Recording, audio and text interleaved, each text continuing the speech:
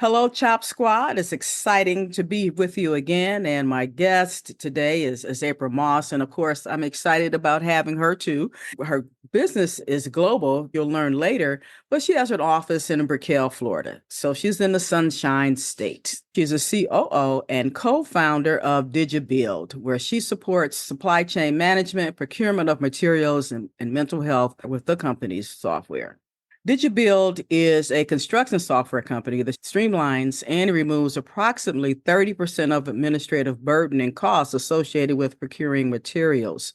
So April is a 20 plus year executive building and running global sales teams for P&G, Starbucks, and $1 billion sales and marketing broker. Her last position with P&G was running NNA, or North American operations, for their second largest customer team. Earlier on in her career, she worked at Construction Specification Institute, Construction Specification Institute, and was a realtor for one of the largest U.S. brokerage firms. We'll learn more about April on the other side of this message. Knock out your competition with Altogether Marketing. We elevate your brand. Take a stance with your business name, logo, the tagline, your colors, even the fonts for your business. And then jab left with your website, jab right with core values. Back up with product experience and bring it on with you. Visit altogether.biz and let us help you create a knockout brand. April, welcome again to the Business Chop. Thank you so much for having me. This is going to be fun. Okay, speaking about fun, one of the fun things I usually ask us to share something fun, and I don't like yours. It says work is play. You cheated. It's so true. I feel like every day I'm going out in the play yard and playing with my friends and doing stuff. And you gotta play hard, work hard, and somehow the two of those things sometimes get crossed. But I really enjoy what I do. I think I did a little stint where I had my own consulting firm and worked with direct to consumer companies. And although it was becoming very successful, I absolutely hated it because I was doing it by myself. Oh, okay. No interaction. No fun. No. Nobody to play with, no playmates. Exactly. The sandbox is empty. I can't do anything in here with just all the sand. Yeah, exactly. And nobody throws sand at or to build a sand right. Absolutely. Yes, but our work should be fun. And if it's not, we need to find something else to do. Absolutely. And it's a privilege to be able to enjoy what you do. A lot of people have to work to work and take care of their families and maybe we all do things we don't like, let's admit it, with our work. There's pieces of it where aren't as fun as others, but the accomplishments are, really what drives it. So I'm very fortunate to have been able to do things I love. Let's get right on into it and tell us more about DigiBuild software. Yeah. So when you think about everything that goes into, I'll simplify it, building a house, right? Say you built your own home and it was custom made and you've got, 50 different vendors coming in to sell you windows and doors and knobs and carpet and furniture and paint and all those things that go into a house, you can exponentially, apply that to a building or a skyscraper or a hospital or, some type of biotech company, whatever it is, the building is one of the oldest industries in the globe, right? And so you have 150 people that come together and they have all these supplies and all these materials. And if you're a general contractor or owner who's running these projects and paying for that, one of the biggest issues they have is 70% of the overrun on budgets as well as being behind on schedule are all related to procurement. And so typically if you were to go out and let's just say windows and doors, not the electrical, not the lights, not the flooring, all the things that go into it, you're just wanting to go out and find out, the best prices, the materials, maybe some options of substituting materials because you have a customer that says, hey, I want something a little bit more sustainable, or it has to endure hurricane force winds or tornadoes, so all these things that go into it. Typically what happens is the general contractor goes out and they'll look for suppliers, but they can only get to maybe two, three suppliers per item. when there's Wow. thousands of items that need to be purchased. So they'll go bid those things and then they'll find the best price. And sometimes it's about timing as well. Like electrical switch gears right now, I think it's 26 weeks out to order, and it's a they can't manufacture them enough. So it might be about, I don't care how much it costs, this project's going to get behind and cost me a lot more money than those switch gears. So I'll pay whatever if you can get them to me in 3 months versus 6 months. So Mhm. supply chain is really tough and it's broken. And most people, they only look in their local area and they don't have time or money to start going outside the circle or to go global, unless it's just per chance because they don't have an entire procurement team doing that. Well, our software allows you to go in, put in what you're looking for, and allows you to start local or look global at all the different materials that are available that you're looking for, and we can get you prices for those. And Wow. so, and then if there's something there that's not quite in your market or you want something different, we have an easy button where we'll actually go do that work for you and find additional resources. Like we had a customer recently that needs this particular type of Italian and Italian gray doesn't have to be from Italy, porcelain. And so where do you go to get that? Well, we're able to connect them, from a manufacturer in India who sources from the exact quarry that they wanted, and it wasn't, so right now they look at also like slave labor. That's a big thing that's becoming an issue. So we're Yeah. trying to identify, so there's different things to do it, but we can do all that for our customers, and it's almost like instantaneously. So they can go get 15 bids versus 2 to 3 bids. The Hmm. other cool thing is that if you have suppliers you have relationships with, we invite them to join our platform for free. Okay. Suppliers and the manufacturers, we love them. Get on our platform. If there's people in your area looking, you get the opportunity to bid on these other projects that maybe you didn't have exposure to or relationships with, right? And so that's an opportunity for suppliers. And then what I really love is within our supplier database, which is I think we now probably have the largest global supplier database out there and the largest sustainable database.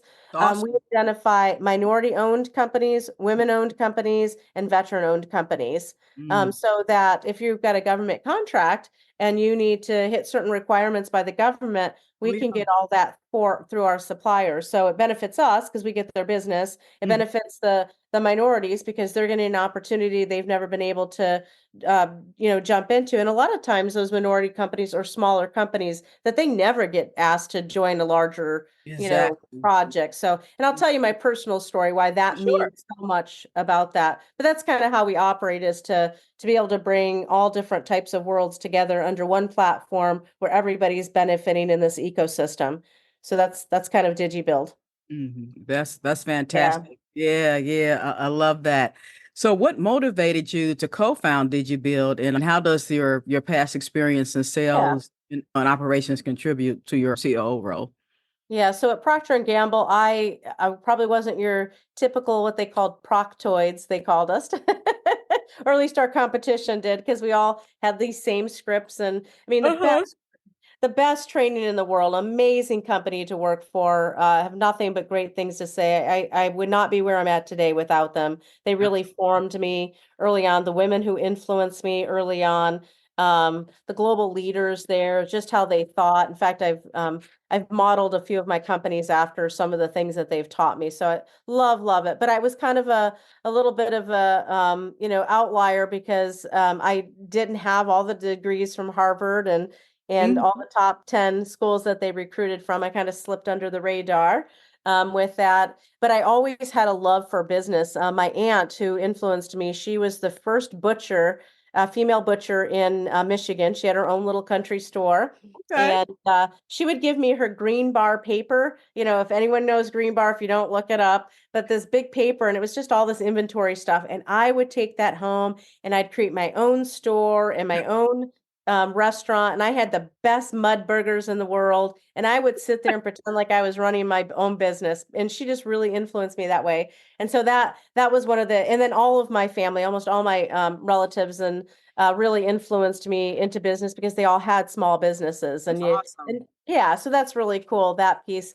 And then I've had my grandmother was a huge influence on me. she got married when she was very young. She had lots of children, but she was the type of person that at, I think it was 65, she went back and got her high school diploma. She even took Wow. what is it, building trades, no, auto mechanics, because she wanted to Okay. make sure that her son, who ran an auto mechanic store, was making sure that he was doing what's right by his customers. So a lot of women have come around me, but the story when it relates back to DigiBuild and construction is my dad was a subcontractor, and sometimes he'd contract his own work. And we were really poor. We had a house that he took a barn and converted it into a home. And I remember in the wintertime, just because there's very little work in the wintertime. Sometimes you get jobs, sometimes you wouldn't. He would do a lot of upholstery work or just odds and ends in the wintertime, and we would all sleep in the kitchen and close off the rest of the house because it was the only place that had heat. Because if Yeah. you don't remember it, it's fun. We got to go play in cold rooms and have the run of the mill of the house in the cold. And, Mhm. so you don't look at those as bad times or hard times, but your parents, they protect you from that. My mom did and my dad, but my dad really struggled. He was good at what he did, but he was Mhm. a terrible businessman. Okay. And then he would get taken advantage of, which is typical within this industry. And still today, nothing's changed. And Mhm. what happens is they feel bad. They can't provide for their family. They get into a drink culture. Now it's a drug culture.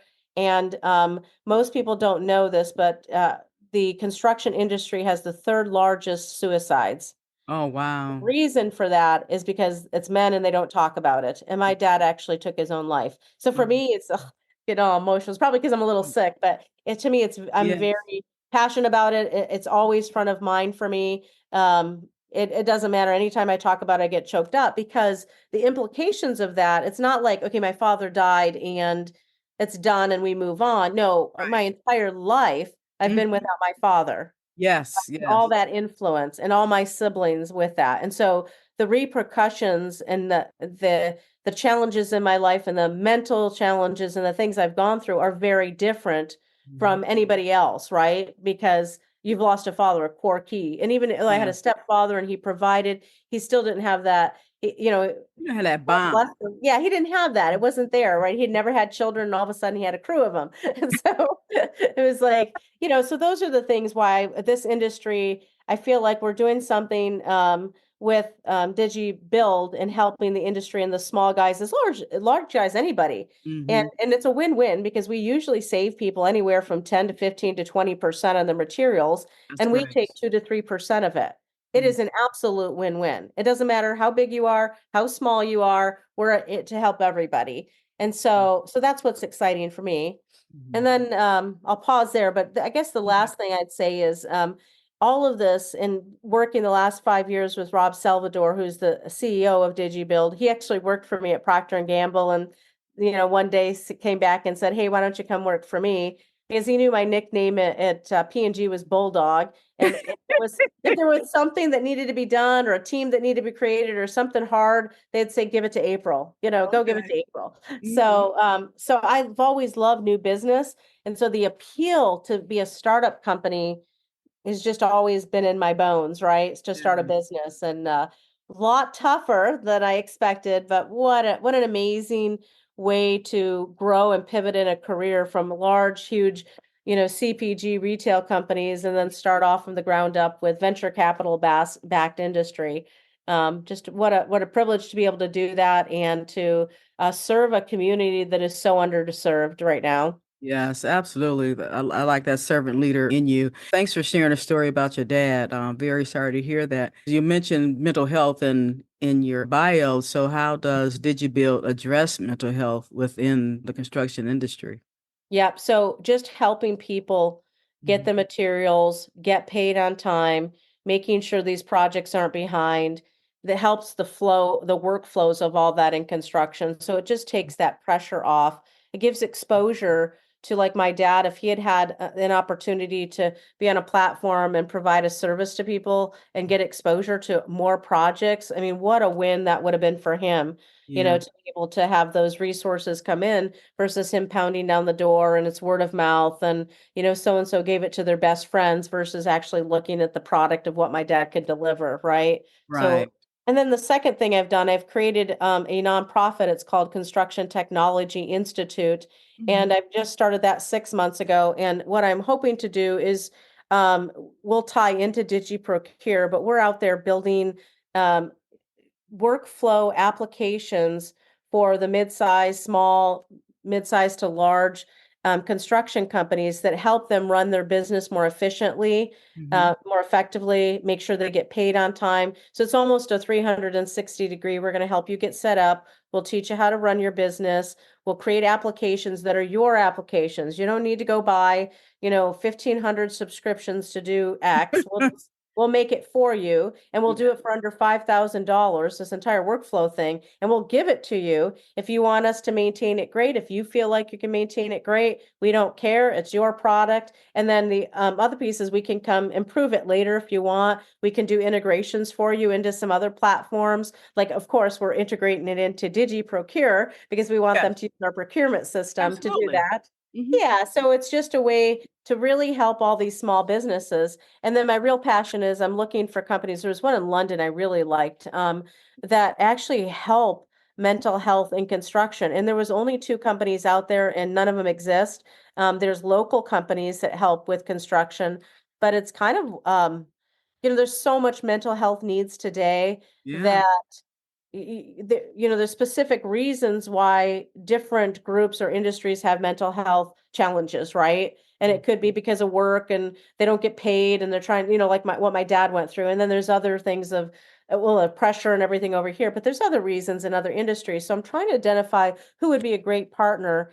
And this company out of London, they actually use animals, like most people, dogs and pets, to actually help people through that process. And for construction, that seems just like a natural fit. You got your dog jumping in the back of your truck with To you to pick head up, off yep. to your product. It's not like they're going to have their kitty cat jump into their truck with them and go to a product. Uh-huh. Yep, yep, I love it. So anyway, we're just looking at that right now, and I hope within the Okay. next 6 to 8 months we'll figure that out. Yeah. All right. That's cool. Well, considering your extensive experience, how does DigiBuild differentiate itself from other construction software solutions in terms of efficiency and cost reduction? There's nobody out there right now doing what we're doing. Some of them like attach a little piece to it where they'll go out and they'll do some of that, but it's not of extensive. They don't have the database. That is solely what we're focused on. We Okay. originally started where we wanted to be a project management platform. We were doing payments. We're doing all these other things. And then we had back in 2019, we partnered with IBM because we're building our software on blockchain to drive that transparency to Mm. say, yes, I gave you this quote at this time, and this is the truth. And so it's like a little truth tell timeline thing we have going. Okay. Um, but nobody's really doing that. And we decided after we did this summit with IBM and brought in some of the top leaders within construction, small, medium size subcontractors to get their feedback. Coming out of there, the number one issue was supply chain management and procurement being top of mind. So that was October 2019. And then in January, February of 2020, COVID hit us bad. We identified what it was, and the entire industry shut down. And Yeah. so we pivoted at that time and started we were fortunate to have raised some money, and we pivoted and started putting all of our time and energy into retooling, starting over, and trying to build out this procurement tool. And there's still things we're working on with it. It's a ever growing thing because every industry has different things they need. But what's cool is we now have it modularized where you can just go on and find new suppliers and utilize our supplier database, and we'll charge you X, or you can do all the ordering online and we Oh, track it all the way to the job site for them. They'll see wow. updates 24/7 in the system. They can get in. Owners who put the money for these big developers love it because Mm. they don't want to get into the nitty-gritty, but what they want to know is my project running on time and where's the Okay. evidence of that? And Mm. they can get in there and look and say, oh, okay, well, it's on the slow boat from China, right? It's Right, gonna right, be right, 3 months or whatever it is, right? And we have a back end team of construction managers who've worked in every field in construction that if they see something going wonky, like, hey, that doesn't seem like it's true. They said it was on the truck a week ago. They'll give them a call and they'll start tracking it down. So we become an extension of people's procurement team. And in fact, we've got a couple big customers we're working with right now that they actually want us to be an extension of their procurement team. Okay. So that's very exciting. Yeah, yeah, definitely. So, in what ways does DigiBuild leverage technologies such as AI or your automation to improve your workflows and decision making? Yep. So we're using that. We're building it in so that so somebody wants to, earlier I given an example of someone wants to substitute a particular product for a sustainable product, right? Or they have specific regulations in a certain area about what they can, where they can source their materials from. We can use AI to go out there and search and understand where, those materials might come from, what they're made of, so we can use that for that. Also, the automation of just connecting different industries together within the platform as well. So, say is there, gosh, I can't think of a particular thing, but say there's a need for one project needs something that another project needs, right? We can Mhm. ask AI to start identifying for us and creating and put it in the software to be able to create and understand where there's crossover of people who might need the same thing. And then what that does, it allows us to go negotiate with our supplier a bigger, yeah, join us, come on board. But really, we've got quite a few of these suppliers or projects that need this particular thing, right? And so that helps with that. Even just in the design of how you design your product, we can use AI to help do that. In fact, I just met a company yesterday who is using AI to they design all the UI UX. So everything in the front end that you see, that you and I see when we go into an application, it makes it user friendly. You Okay. can you can tie in AI with that as well to say, hey, go develop me the code to create this front end X, whatever that is. Yeah. So those are things that we're looking at as well. And it's changing every day. They're learning models. So you've got to be able to, it's got to be trained. So it's not like an automatic thing. It takes time to do that. And they've got to see repeat business and repeat stuff for it to happen. How do you see the future of procurement and supply chain management evolving in the construction industry, and what role do you envision DigiPlay playing in that evolution? DigiBuild. Yeah. Yeah, I don't know. I know there's a lot of people that I think suppliers are going to have to do a lot more partnering with companies like DigiBuild, right? Mhm. Sometimes they're hesitant to because they're like, well, you're bidding me against somebody else, and every day that's a lose lose. Mhm. So I think what it'll do, it'll bring down costs eventually. And if you're not doing it and you don't jump on board, you're going to be out of business Wow. because there is not enough people in construction. Labor is one of the biggest issues they're having. Just like healthcare, there's not enough nurses, doctors anymore. So Mhm. you have to start thinking out of the box of how you can save money and get to the best materials and the best pricing. And because sourcing is becoming a big issue, sustainability is a big issue. Mhm. Even these suppliers, one supplier can't negotiate and do all those types of things. So I see a deeper partnership among the people involved in supply chain and sustainability. And then I think when I think of my days at Procter and Gamble with my last the customer team that I worked with, we were doing blind receiving. And blind receiving is this stuff comes in to the back end of your store, and versus you sitting there and counting the inventory, we've gotten so good at doing supply chain management that it's 1 to 2% loss. And that 1 to 2% loss we give you in damages. So just accept the product, even if it's not perfect, Mhm. right?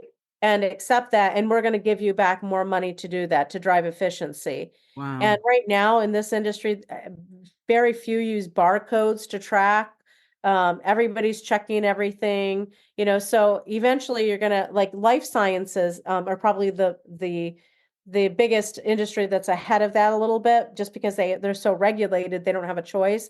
But to be able to, track a barcode from, China or anywhere else all the way to the US, and to be able to do that efficiently, like every other industry in the world, that's where construction has to go to survive. Okay, awesome. April, how can we get in touch with you and to learn more or, to work with you with Yep, DigiBuild? just love to connect on LinkedIn. So if you put in April Moss at DigiBuild, or you can just send me an email, april@digibuild.com.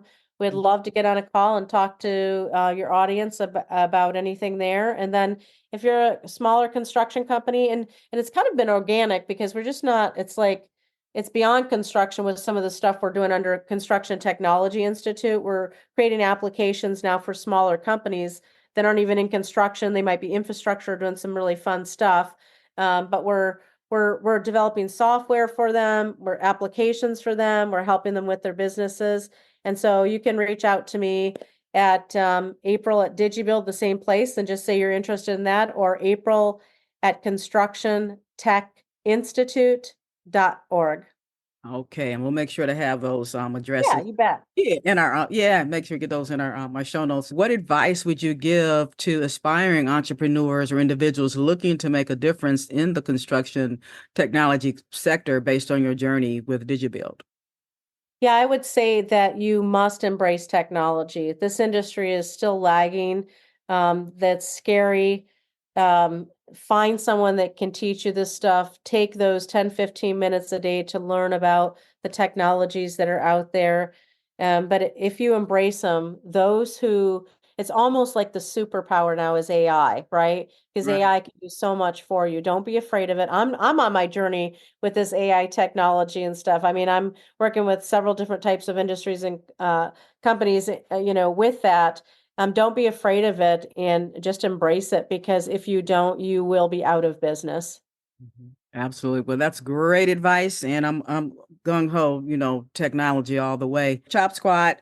Make sure you tune in and get in touch with DigiBuild April and her team to see how they can help you in your construction business, whatever role or position that you play in there.